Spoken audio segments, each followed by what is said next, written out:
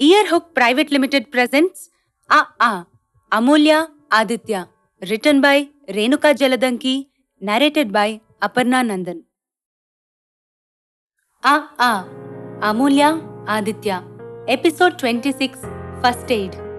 వద్దు అన్న ఆదిత్య వాళ్ల ఇంటికి వెళ్ళిందని కోపంతో ఇంటికి రాగానే నేత్ర మీద కోప్పడింది అమూల్య. స్కూల్ టైం అవుతుందా? తయారయ్యి టిఫిన్ చేసి స్కూల్కి వెళ్ళాలి కదా. ఇప్పుడు వాళ్ల ఇంట్లో ఏం పని నీకు? నిన్ననే చెప్పాను కదా. ఆగ్రహాన్ని అణుచుకుంటూ అంది అమూల్య. అమూల్య కోపంగా ఉందన్న విషయం అర్థమైందో ఏమో కాని వంచిన తల ఎత్తలేదు. పిల్లలు ఎవరైనా ఇలాంటి సందర్భాల్లో ఏడుస్తారు, లేకపోతే ఎదురు తిరుగుతారు. కాని నేత్ర పరిస్థితి అందుకు భిన్నంగా ఉంటుంది. అమూల్యకు కూడా ఇంతకుముందు ఎప్పుడూ ఇలాంటి సందర్భం ఎదురుపడకపోవడంతో పాప మనస్తత్వం కూడా తెలియలేదు. అమూల్యకు ఈ పరిస్థితి అంటుపట్టలేదు. విపరీతమైన టెన్షన్గా అనిపించింది. చిన్నపిల్లలుగా ఉన్నప్పుడు పోషించడం పెద్ద కష్టమేమీ కాదు కాని కాస్త వయసు వచ్చే కొద్దీ అన్నీ సమస్యలే. ఏం చేయడం? ఎక్కువ ప్రశ్నించకుండా పాపను త్వరగా తయారు చేసి స్కూల్ బస్సు ఎక్కించి వచ్చేసింది. ఆఫీసులో పని ఎక్కువగా ఉన్న విషయం గుర్తొచ్చి చకచకా తయారై ఆఫీస్కు వెళ్ళింది అమూల్య. అమూల్య, మనందరికీ రాత్రికి ఇక్కడే డిన్నర్ అంది భవ్య. పడక కూడా అన్నాడు రాంజీ. ఏంటి విశేషం? ల్యాప్టాప్ నుంచి తల తిప్పకుండా అడిగింది అమూల్య. మన ఆదిత్య గారి పెళ్లి, డిన్నర్ ఇస్తున్నారు పక్కున నవ్వింది అనుపమ. పెళ్ళా? అమూల్య నిశ్చేష్టురాలైంది. నమ్మేశావా? శ్రీధర్ నవ్వాడు. వర్క్ ఎలాగైనా ఇవాళ రాత్రికి కంప్లీట్ చెయ్యాలట. ఎంత రాత్రైనా పూర్తి చేసి వెళ్లాలని బాస్ ఆజ్ఞ. సూరజ్ వివరించాడు. అమూల్య, ఏమైంది నీకు? అలా అయిపోయావేంటి? శ్రీధర్ అమూల్య కళ్ల ముందు చెయ్యి ఆడించాడు. ఏం లేదు, తల అడ్డంగా ఊగిస్తూ పనిలో నిమగ్నమైంది. తన గుండె దడదడా కొట్టుకోవడం తనకే తెలుస్తుంది. ఎందుకు? ఆదిత్య పెళ్లి అనగానే ఎందుకంత భయపడింది? ఏమనుకుంటోంది తను? అసలు తన మనసులో ఏముంది? మనసులోకి తొంగి చూడడానికి భయపడింది. సాయంత్రం 6 గంటలప్పుడు ఆదిత్య నుంచి ఛాంబర్లోకి వచ్చి కలవమని మెసేజ్. తలుపు తీసుకుని లోపలికి అడుగు పెడుతూ లోపలకు చూసింది. తదేకంగా చూస్తున్న ఆదిత్య కనిపించాడు. లోపలికి వెళ్లగానే ఇంటికి వెళ్ళిపోతారా అడిగాడు ఆదిత్య. ఎందుకు? ప్రశ్నార్థకంగా చూసింది అమూల్య. నేత్ర ఒక్కటే ఉంటుంది కదా అని. పోనీ అమ్మను చూసుకోమని చెప్పనా అని అడిగాడు ఆదిత్య. అవసరం లేదు, కరుణ తీసుకెళ్తానని చెప్పింది అంది అమూల్య. పోనీ ల్యాప్టాప్ తీసుకెళ్లి ఇంటి దగ్గర పనిచేయండి అన్నాడు ఆదిత్య. ఎవ్వరి మీద లేని శ్రద్ధ నా మీదెందుకో వ్యంగ్యంగా అంది అమూల్య. అబ్బా, తల చేతులతో పట్టుకున్నాడు ఆదిత్య. ఇంకేమైనా చెప్పాలా? ఈసారి కాస్త మెల్లగా అడిగింది. తల చేతుల్లో దించుకొని 2 చేతులతో పట్టుకొని తల పైకెత్తకుండానే అడ్డంగా ఊపాడు ఆదిత్య. ఒక్క 5 సెకనుల పాటు చూసి వెనక్కి వచ్చేసింది. 9 గంటలకు డిన్నర్ వచ్చేసింది. అందరూ తిని మరలా పనిలో మునిగిపోయారు. పని అంతా పూర్తయ్యేసరికి 11 గంటలైంది. అందరూ బయలుదేరేందుకు సిద్ధమవుతున్నారు. ఉన్నట్లుండి ఆదిత్య ఛాంబర్లో నుంచి పెద్దగా అరుపులు, కేకలు, ఏవో కింద పడిన శబ్దాలు వినిపించడంతో అందరూ ఒక్కసారిగా భయపడిపోయి ఆదిత్య గదిలోకి పరుగులు తీశారు. లోపలకు వెళ్లగానే అక్కడి దృశ్యం చూసి నిశ్చేష్టులైపోయారు. ఆదిత్య రాంజీ తల పట్టుకుని గోడకేసి కొడుతున్నాడు. రాంజీ ఆ దెబ్బలు తట్టుకోలేక ఆదిత్య షర్టు పట్టుకుని గుంజేస్తున్నాడు. ఒక్క నిమిషం వాళ్ళిద్దరినీ విడదీసేందుకు కూడా ఎవరూ ముందుకు పోలేదు. అయ్యో, ఎవరైనా వెళ్ళండి, వాళ్ళిద్దరినీ ఆపండి ప్లీజ్! అమూల్య భయంతో అరిచేసింది. శ్రీధర్, చంద్ర ఇద్దరూ వెళ్లి ఆదిత్యను బలంగా పట్టుకున్నారు. రాంజీకి ఒక్కసారిగా ఊపిరి పీల్చుకున్నట్లయిందేమో. శక్తంతా పిడికిలిలోకి తెచ్చుకుని ఆదిత్య ముఖం మీద బలంగా ఒక్కటిచ్చాడు. అమూల్య, సూరజ్ ముందుకు వెళ్లి రాంజీని పట్టుకున్నారు. రాంజీ వాళ్ల చేతుల్లో నుంచి కిందకు జారిపోతుండగా అప్పుడు చూశారు రాంజీ తల మీద వెనుక నుంచి రంధ్రం పడినట్లుగా ఫౌంటైన్ లాగా విరజిమ్ముతున్న రక్తాన్ని. దమయంతి తన చున్నీ నీళ్లలో తడిపి గట్టిగా పిండి తెచ్చింది. శ్రీధర్ గట్టిగా రక్తం పోకుండా కట్టాడు. You idiot bastard! ఆదిత్య నోటిలో తిట్టుకుంటూ కుర్చీలో కూర్చుంటుంటే అప్పుడు చూసింది అమూల్య ఆదిత్య ముక్కు దగ్గర కారుతున్న రక్తాన్ని. అయ్యో, రక్తం! ఆదిత్య దగ్గరకు ఒక్క పరుగున వెళ్లి ఆదిత్య గడ్డం పట్టుకుని టేబుల్ మీద ఉన్న టిష్యూ పేపర్తో అద్దసాగింది. ఆదిత్య ఒక్క విదిలింపుతో అమూల్యను విసిరి కొట్టాడు. వెనక్కి పడబోయిందల్లా సూరజ్ పట్టుకోవడంతో నిలదొక్కుని ఆదిత్య వైపు విస్తుపోయి చూసింది. ముందు రాంజీని హాస్పిటల్కు తీసుకెళ్దాం అన్నాడు చంద్ర. ట్రీట్మెంట్ చేస్తారా? పోలీస్ కేసు అవుతుందేమో అన్నాడు శ్రీధర్. ముందు డాక్టర్ దగ్గరకు తీసుకువెళ్ళక తప్పదు కదా. అక్కడ రాంజీకి స్పృహ వస్తే అప్పుడు అతని ఇష్టం, కేసు పెట్టుకుంటాడో లేదో. అందరూ ఎవరికి వారు బ్యాగులు సర్దుకొని వెళ్తూ, అసలేమైంది ఆదిత్య? ఇలాంటి పనుల వల్ల కంపెనీకి ఎంత చెడ్డ పేరు వస్తుంది చెప్పండి. దమయంతి వయసులో పెద్దది అవడంతో మందలింపుగా కోపంగా అంది. చంపేయాల్సింది, బతికిపోయాడు. స్పృహ లేకుండా పడిపోయి ఉన్న రాంజీని ఆగ్రహావేశాలతో చూస్తూ అన్నాడు ఆదిత్య. ఎక్కడి వారక్కడ మరి కాసేపు ఉండడానికి కూడా భయపడుతున్నట్లుగా గబగబా వెళ్లిపోయారు. రాంజీని శ్రీధర్ కారులో హాస్పిటల్కు తీసుకువెళ్లిపోయారు. అనుపమ, భవ్య దమయంతి కారులో వెళ్లిపోయారు. అమ్ము, ఆదిత్య వస్తారా? డ్రాప్ చేసి వెళ్తాను అడిగాడు సూరజ్. నేను రాను, మీరెళ్ళండి ఆదిత్య అన్నాడు. అపరాధ భావన స్పష్టంగా ముఖంలో కనిపిస్తోంది. అమూల్య, సూరజ్ వెళ్లిపోయారు. సూరజ్, నువ్వెళ్ళు, నేను ఆదిత్యకు తోడుగా ఉండి ఇంటికి తీసుకువెళ్తాను. కారు వరకు వచ్చి ఎక్కబోతుండగా ఆగిపోయింది అమూల్య. నీ ఇష్టం అమ్ము, నాకెందుకో ఆదిత్య మీద సదభిప్రాయం కలగడం లేదు. ఇంత చదువుకొని ఇంత పెద్ద జాబులో ఉండి కనీస సంస్కారం లేకుండా ఇలాంటి పనులేంటి? అలాంటి వ్యక్తి దగ్గర నువ్వు తోడుగా ఉంటానంటున్నావు అన్నాడు సూరజ్. అమూల్య ఏమీ మాట్లాడకుండా వెనుదిరిగి ఆఫీస్లోకి నడుస్తుంటే సూరజ్ ఒక్క క్షణం చూసి కారు స్టార్ట్ చేశాడు. ఆదిత్య ఛాంబర్లోకి వెళుతూ ఆదిత్య వైపు చూసింది. కుర్చీలో కూర్చొని టేబుల్ మీద చేతులు చాపి తల వాల్చి పడుకొని ఉన్నాడు.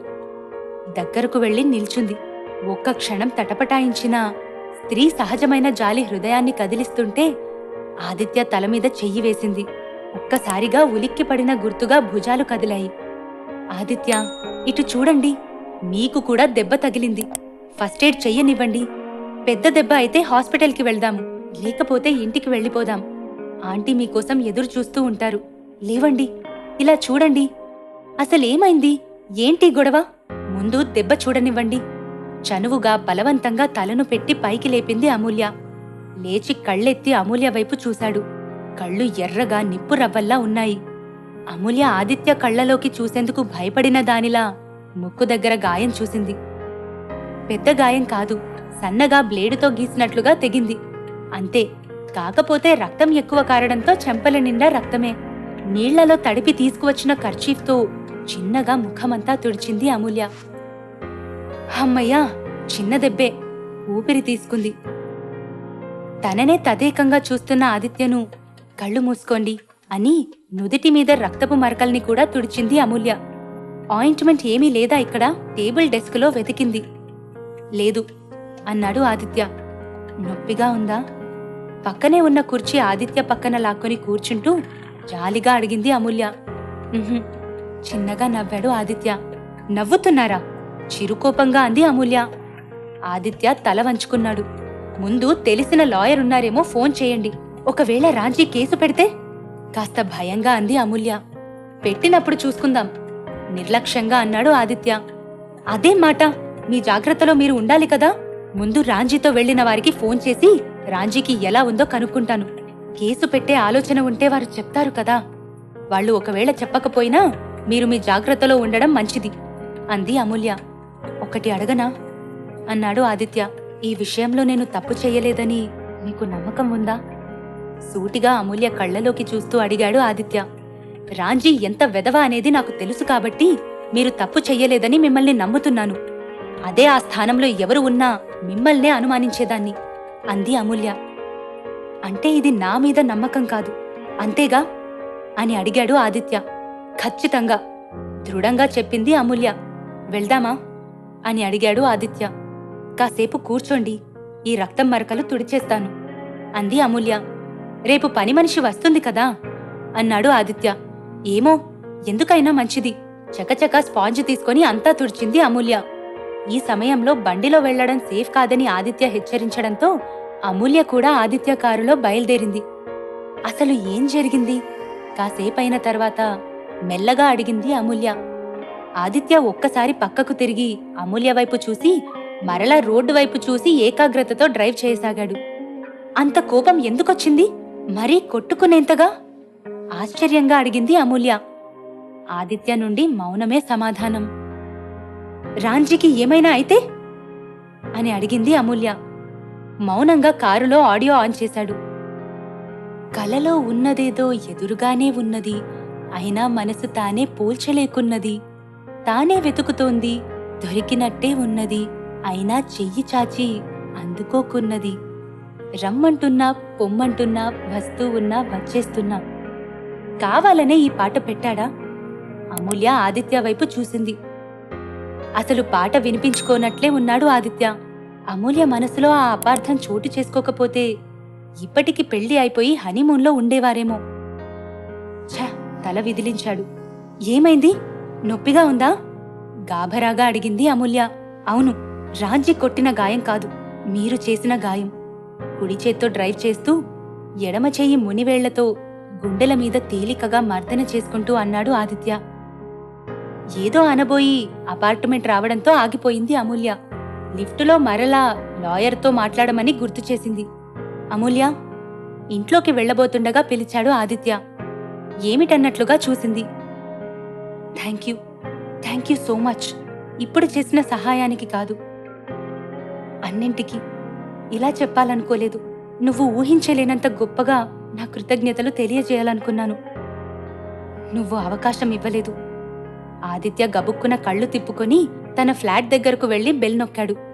ఆ అరసెకనులో ఆదిత్య కళ్లలో నీళ్లు అపార్ట్మెంటు కారిడార్లో లైట్ల వెలుతురుకు తళుక్కున మెరిశాయి. నిద్రమత్తులో తలుపు తీసిన తల్లి ఆదిత్య ముఖం వైపు పెద్దగా చూడకపోవడంతో ఓ గండం గడిచినట్లయింది ఆదిత్యకు. రాంజీ కేసు పెడతాడేమో? అమూల్య ముఖంలోని ఆందోళన జ్ఞాపకం వచ్చి పెదవుల మీదకి చిరు దరహాసం తొంగి చూసింది. అయ్యో! తన మీద ఒక దెబ్బ పడగానే పరిగెత్తుకుంటూ వచ్చి రాంజీని పట్టుకున్న అమూల్య జ్ఞాపకం వచ్చింది. తన ముఖం మీద రక్తాన్ని కర్చీఫ్తో సున్నితంగా తుడుస్తున్న అమూల్య కళ్లలోని భయం, ఆందోళన, బాధ గుర్తుకు వస్తే చాలు హృదయం గాలిపుంజలా సంతోషంతో తేలిపోతోంది. కాని తనని పెళ్లి చేసుకుంటుంది అన్న ఆశ మాత్రం లేదు.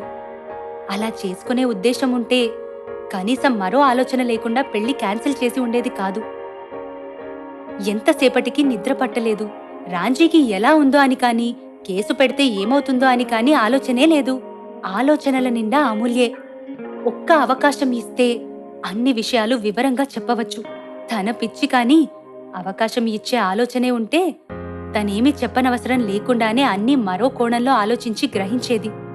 రాంజీ గుర్తుకు రాగానే మరోసారి రక్తం మరిగిపోయింది. కోపంతో ముఖం ఎర్రబడింది.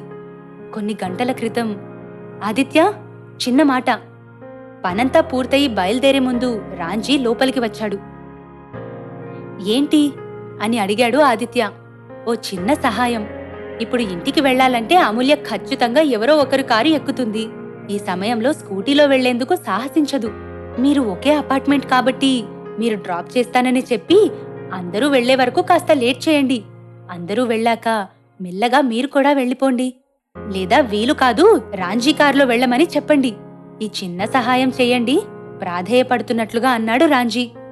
ఎందుకు ఇదంతా? బలవంతంగా కోపాన్ని అణుచుకుంటూ మామూలుగా అడిగినట్లే అడిగాడు ఆదిత్య. మా మధ్య కాస్త మనీ మ్యాటర్స్ ఉన్నాయి, తేల్చుకోవాలి.